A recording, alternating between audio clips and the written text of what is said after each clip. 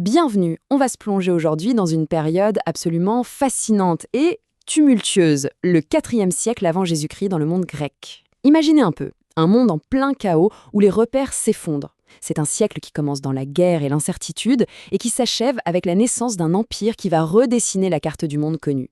Et pour bien saisir l'ambiance, rien de tel que les mots d'un témoin direct. L'historien Xénophon, qui a vécu cette époque, l'a résumé comme ça. Ces mots sont forts. La victoire de Sparte sur Athènes, à la fin du 5e siècle, n'a absolument pas ramené la paix. Bien au contraire, elle a ouvert la porte à une instabilité encore plus grande. C'est vraiment là, dans ce désordre, que notre histoire commence.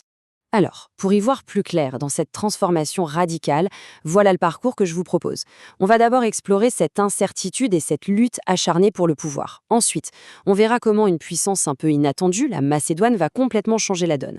Et évidemment, on suivra les conquêtes fulgurantes d'Alexandre avant de s'interroger sur l'héritage culturel de son empire. Et pour finir, on regardera comment les historiens aujourd'hui interprètent cette période vraiment cruciale.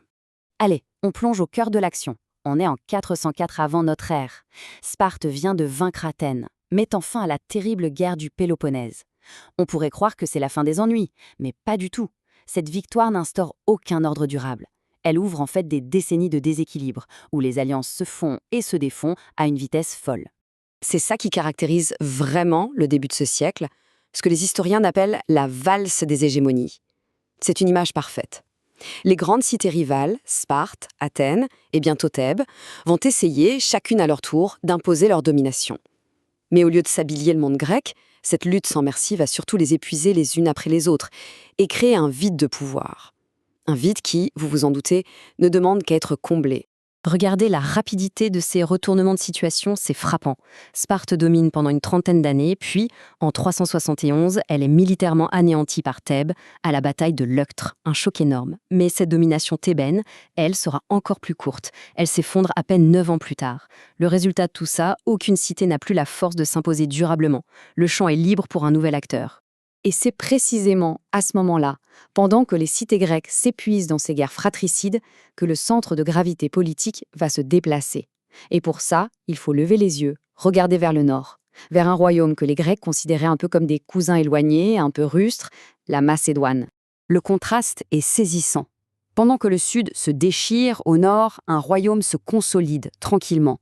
Et à sa tête, il y a un homme clé, un souverain d'une ambition et d'une habileté politique redoutable, Philippe II. Lui, il a très bien compris que le chaos grec représente une occasion en or pour son royaume, qui était jusque-là resté en marge de la grande histoire. La stratégie de Philippe, elle est méthodique, presque chirurgicale. D'abord, il unifie et modernise son propre royaume. Il en fait une machine de guerre. Ensuite, très intelligemment, il s'immisce dans les conflits grecs, pas en conquérant, mais en arbitre, pour se rendre indispensable. Et l'étape finale, c'est le coup de force militaire, la victoire écrasante de Chéronée, qui met fin, de fait, à l'indépendance des cités grecques. Le mot-clé ici, c'est hégémonie. Philippe n'annexe pas la Grèce. Les cités restent, sur le papier, libres. Mais en réalité, elles sont maintenant sous la domination macédonienne, contraintes de suivre les objectifs de Philippe. Et son grand projet, son objectif ultime, est colossal. Rien de moins qu'une invasion du gigantesque empire perse. Mais voilà, l'histoire prend un tournant brutal. Philippe II est assassiné en 336. Son projet aurait pu s'arrêter là. Sauf qu'il est repris et porté à une échelle que personne, absolument personne, n'aurait pu imaginer, par son fils de 20 ans, Alexandre. Avec lui, on ne parle plus de dominer la Grèce, mais bien de conquérir le monde. Cette chronologie donne le vertige. En à peine une décennie, Alexandre ne se contente pas de vaincre l'empire perse. Il le pulvérise, le balaye et le remplace par son propre empire. Ses armées vont jusqu'en Afghanistan actuel, jusqu'aux portes de l'Inde, un territoire qui était presque mythique pour les Grecs. Il a radicalement repoussé les limites du monde connu. L'impact n'est donc pas seulement politique ou militaire, il est mental. L'œcumène, c'est-à-dire le monde habité tel que les Grecs le concevaient, vient d'exploser. L'Égypte, la Perse, la Mésopotamie, des terres lointaines, tout ça fait désormais partie de l'horizon grec. C'est une véritable révolution des esprits, qui nous amène à l'héritage le plus profond, le plus durable des conquêtes d'Alexandre. Parce que son empire territorial, lui, va se fragmenter très vite après sa mort, mais son impact culturel, lui, va façonner le monde pour des siècles et des siècles. Alexandre a consciemment encouragé une politique de fusion entre la culture grecque et les cultures orientales. Ce concept, le syncrétisme, est absolument fondamental pour comprendre son projet. L'idée n'est pas seulement d'imposer une culture, mais bien de créer quelque chose de nouveau en les mélangeant. Et cet héritage, il se manifeste très concrètement. La langue grecque devient la langue internationale de l'Orient. Des villes nouvelles et cosmopolites comme Alexandrie en Égypte deviennent des phares culturels et scientifiques. De l'art à la religion, en passant par la science, tout est transformé par cette rencontre des civilisations. C'est la naissance d'un nouveau monde, le monde hellénistique. Alors, comment les historiens analysent-ils ce siècle si dense ? Parce que l'histoire, ce n'est pas juste un récit des faits, c'est aussi un champ de débat, d'interprétation.